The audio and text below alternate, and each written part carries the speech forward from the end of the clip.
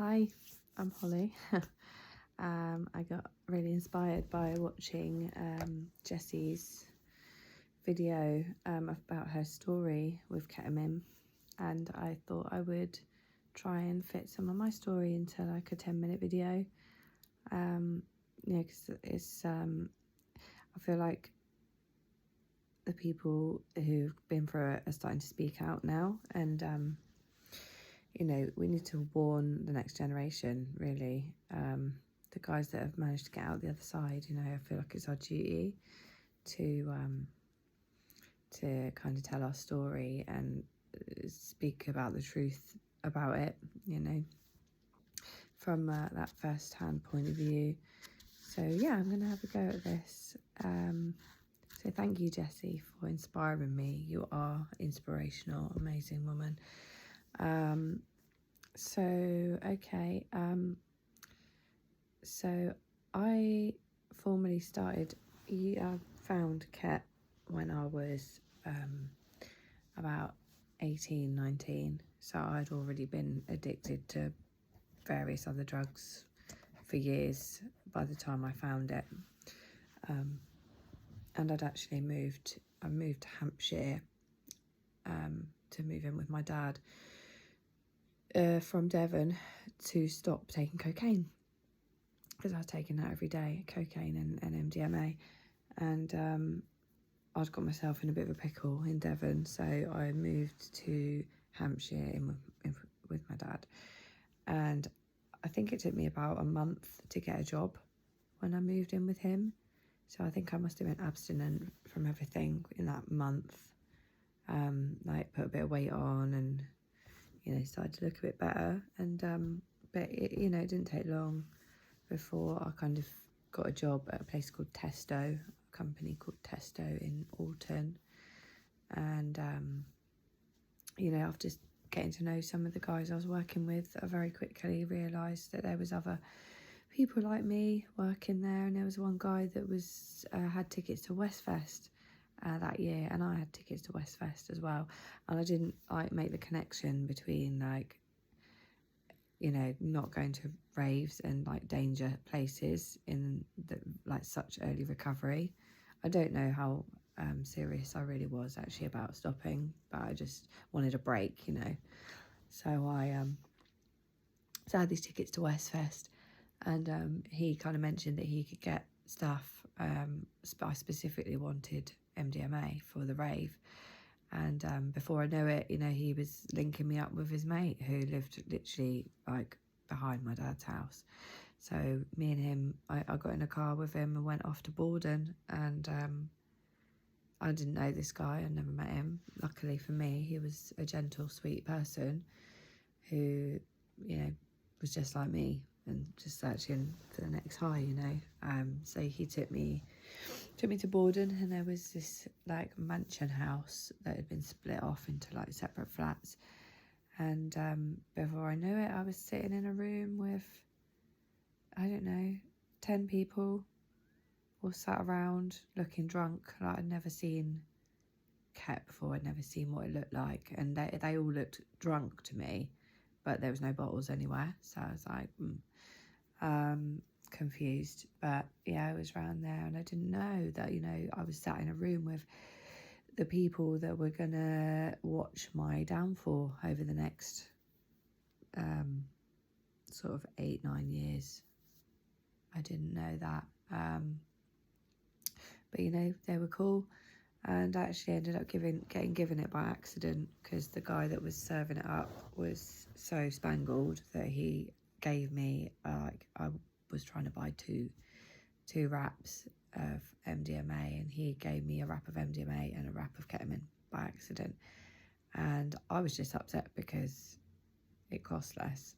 But I didn't know what it was, and I didn't check it, so I just went off with it. And I took it around a friend's house. She had a look at it, and she looked at one of them, and she said, that's not MDMA, Holes.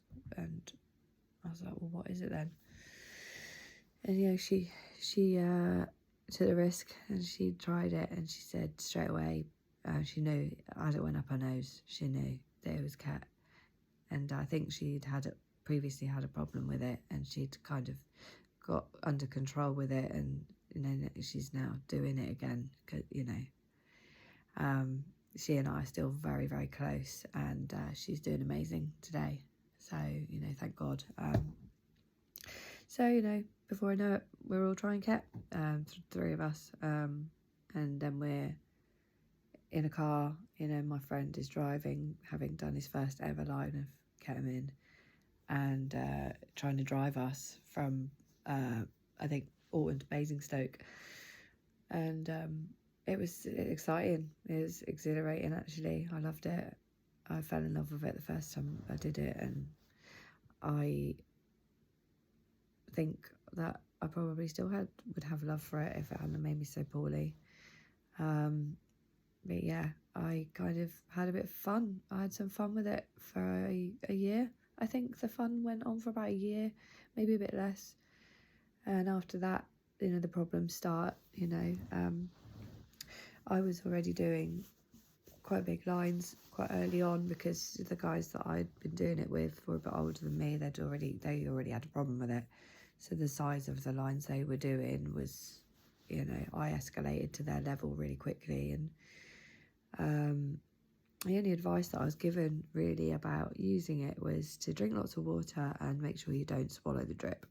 So there would be a bucket in the room where everyone would spit into this bucket. It's absolutely just horrendous. And yeah, I went and I just partied. I partied. I started dealing it because I quickly figured out that I could kind of use for free if I did that. And I'd been a dealer previously with other drugs in the past, so I knew I was already good at it. So I didn't need to work. I made enough money off it to support myself, and I did lots of kind of dossing about and sleeping on people's sofas and floors and spare rooms. And I left my dad's house because I couldn't use freely there, so I moved in with all my friends, and yeah, we just partied hard, and I served up, and I just did that for years and years. And it started to take its toll quite early on, really. I remember the first time I got cramps, K-cramps, and I'd been living in Petersfield in a shared house, and one of the other tenants in the house was the son of the woman that let out the property. And I got really too brazen with my dealing. I did not care at all anymore. I didn't give a shit. And I think I invited him into my room while I was cooking up one time. And I had people coming in and out of the house constantly anyway, in all various kinds of states. So, he kind of grasped me up to his mum, and his mum served me an eviction notice. And I remember sitting in her car when she told me that I was evicted, and she got really upset and she was crying. She's just saying to me, I don't understand how a young girl, such a pretty young girl, ends up doing what you're doing. And I just thought, oh, fuck off, whatever. Don't call the police on me, please, And that's what she said. She said I needed to be out the next day, else she would call the police. So that's what I did. I paid someone £1 to come and get me in their flatbed, chucked all of my belongings out of the window into the flatbed, and off I went to Portsmouth. And I had no idea where I was going. And I just ended up, me and my stuff ended up at the first person's house who answered the phone to me. And we stayed there for a week, maybe 2 weeks. All my stuff was in black bin liners in the hallway, and I just slept on the floor in the living room. And these people were like, this is a new group of a new breed of cat heads, they all just had so much of it, and they were again older than me. And yeah, I remember that first night I got there, we just got on the sesh, and I thought it was funny. I'd been kicked out and was now living on someone's floor, and let's just get on it, doesn't matter. And I remember saying to my dealer that was there, who I ended up moving in with after that, I remember saying, I've got this burning in the top of my stomach, feels like heartburn. And he said, oh, that's the cramps. He said, you've got a rough night ahead of you. And I was like, oh, really? Okay. And I said, you know, what should I do? And he was like, well, you're going to have to just ride it out. And he said, I'm going to roll you 20 fags, and that's going to get you through the night. But you need to try not to sniff anymore. And I was like, okay. But I didn't listen. You know, I worked out fairly quickly that if I was getting a wave of pain from the cramps, if I did a bump or a line or whatever, it would kind of take the edge off it for like 10 minutes, 20 minutes max. But then what I didn't clock onto for a long time was that it would come back with a vengeance later, you know. And I just remember being on his bathroom floor. I remember the bathroom was pretty gross. And I was lying on the floor with barely any clothes on, sweating, in and out of the bath, trying to use heat and cold and to try and like stop these cramps from escalating. But you know, I was being sick and just rolling around in agony. And I remember thinking afterwards in the morning, that was the worst night of my life. But what I didn't know was that I was going to be getting those almost daily from that point onwards for years, you know, because I wasn't prepared to stop using. I was too addicted to stop. So yeah, I spent the next 4 or 5 years having these cramp attacks. Some days were better than others. Some days I could get up and go out, and I obviously managed to get myself to parties to serve up at weekends. But I used to sit in the car for the whole party and just wish I was at home, and I just used to wish that I had a normal life all the time. I actually hated the parties by the end. I resented them. But I had to, as far as I was concerned, I had to make money. I had to continue to get money so that I could keep using and try and keep a roof over my head. And I just got more and more poorly. I kind of stopped eating completely, really, because I realised that when I ate, it brought my cramps on more. And I started rocking up at hospitals, you know, having these like convulsion attacks. My whole body, I couldn't control my body. I suppose it was kind of like seizures, really. I would rock up. I'd call the ambulance on myself all the time. I was like 6 stone, and I got even lighter than that. I was 5.5 stone when I stopped. You know, it's just like the size of a small child. Yeah, I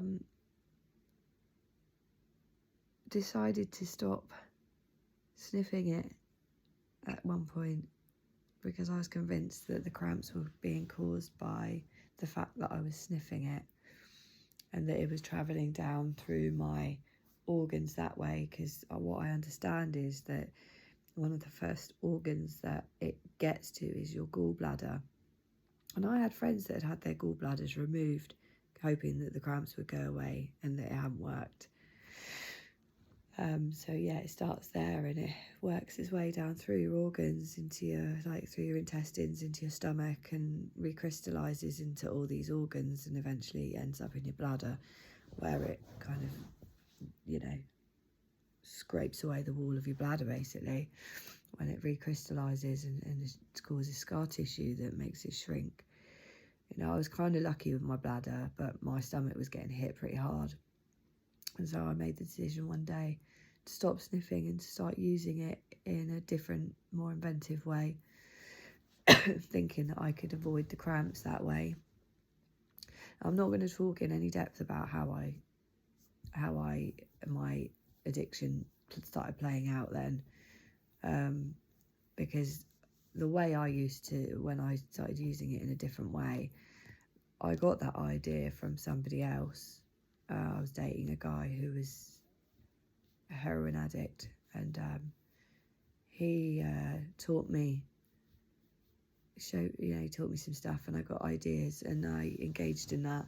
And you know, I've shown people, you know, I've sat with people and I've taught them how to do the same things, and you know, that's just really kind of not the message that I want to bring.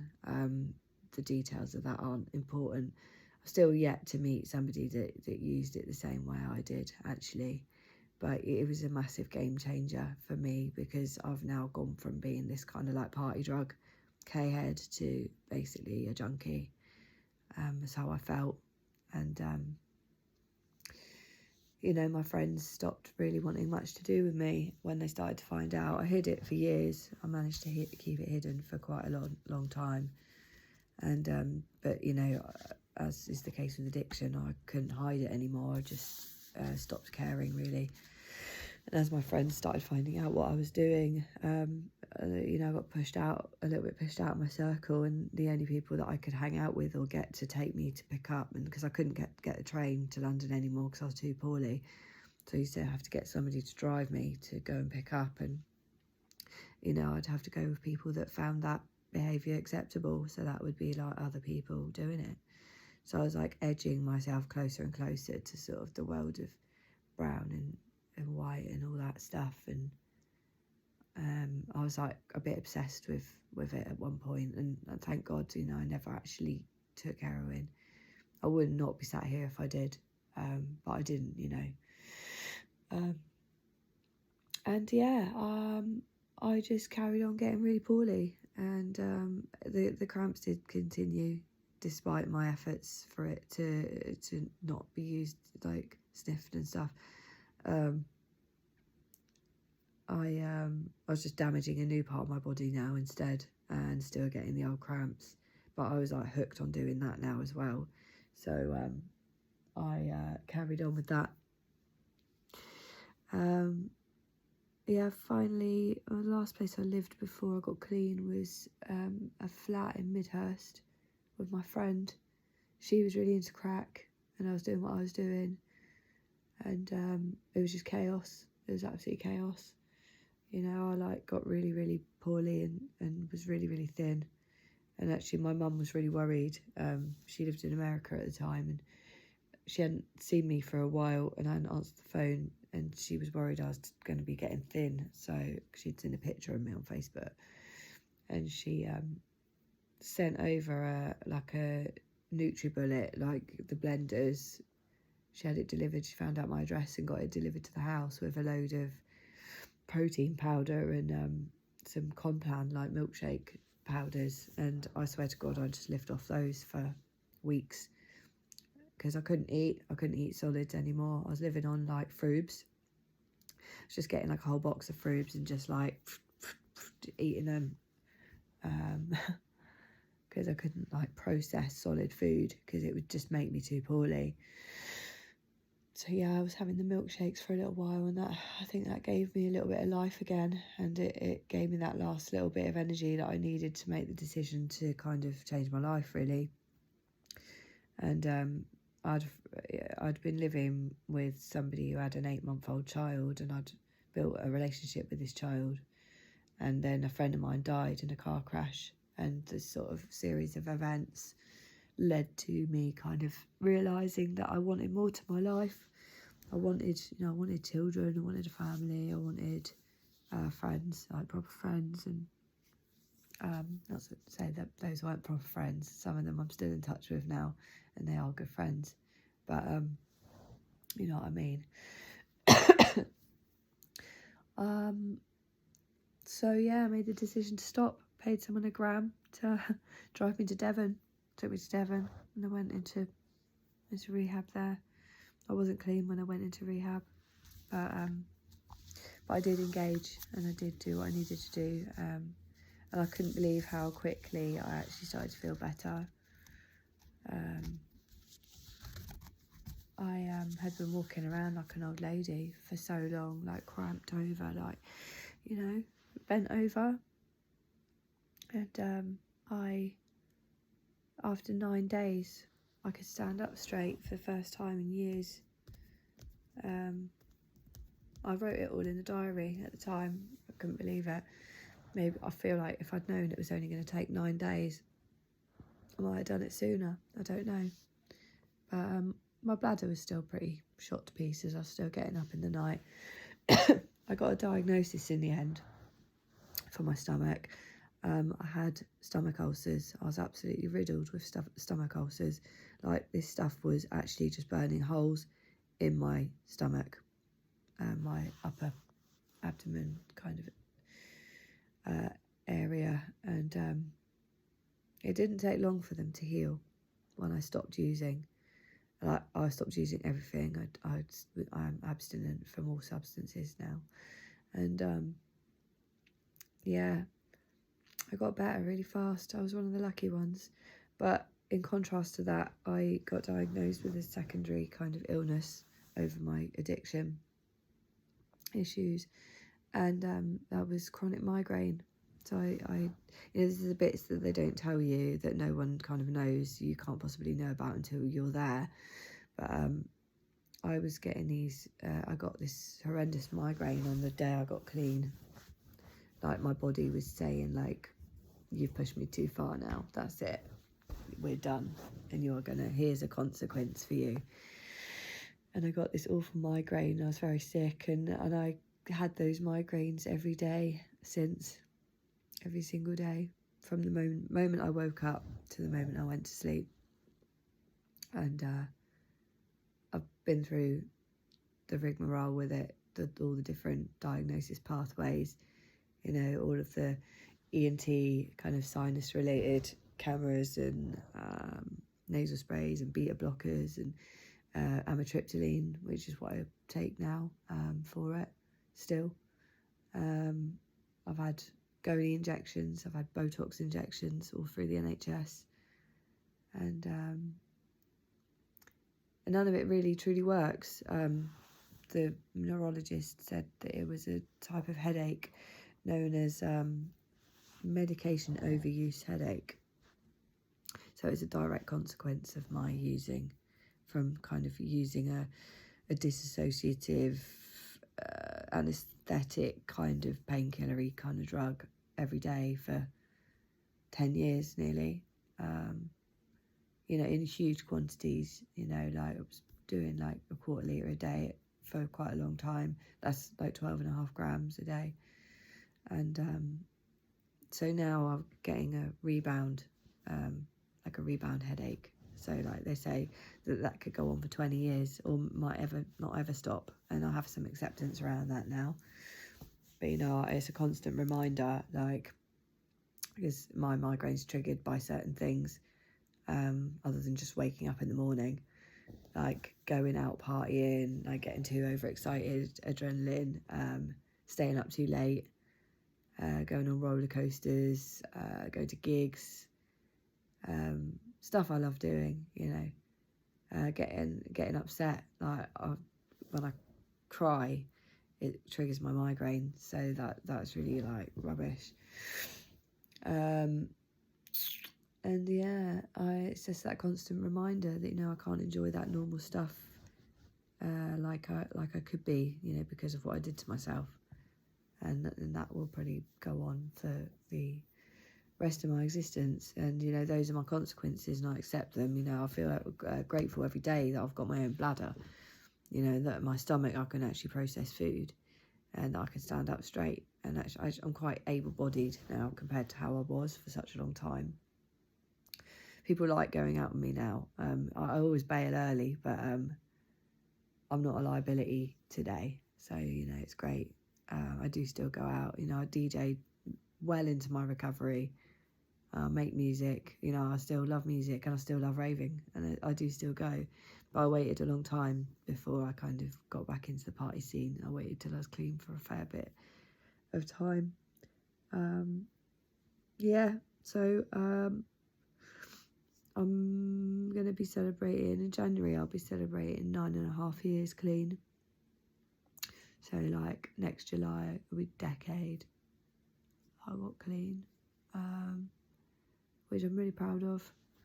It's like 2/3 of the amount of time I was using for, which was 15 years. So that's pretty awesome. In that time, I've got an amazing job in the NHS, just to sort of make some amends for the harm I caused within that. I've worked for the NHS for like 7-8 years now. Did volunteering for them. I've got married in recovery. I've learned to drive. I've got a beautiful car. I've had a separation in recovery with my husband, but we're still very close. And we have a beautiful little boy together who's 2. He's incredible, and you know, he never has to see his mummy use. Never has to know what. I mean, he will know what drugs are one day, but he doesn't know what the smell of alcohol is. He doesn't know what the smell of weed is. He doesn't know, you know, he doesn't. I don't leave a room and he wonders if I'll be different when I come back. You know, it's really good. I feel really like blessed that I got clean when I did. Being a mum in recovery isn't easy, but yeah, it's what it is, right? So yeah, that's my story basically. I literally went on for like 15 minutes longer than I thought I was going to, so I probably have to edit this. But yeah, anyway, thank you for listening to me if you listen to the whole thing, and take care out there, you know what I mean? Recovery is possible. I still go to meetings. I still go to my NA meetings, even now, to stay engaged with a fellowship, because that's all that's worked for me. So yeah, take care. Bye.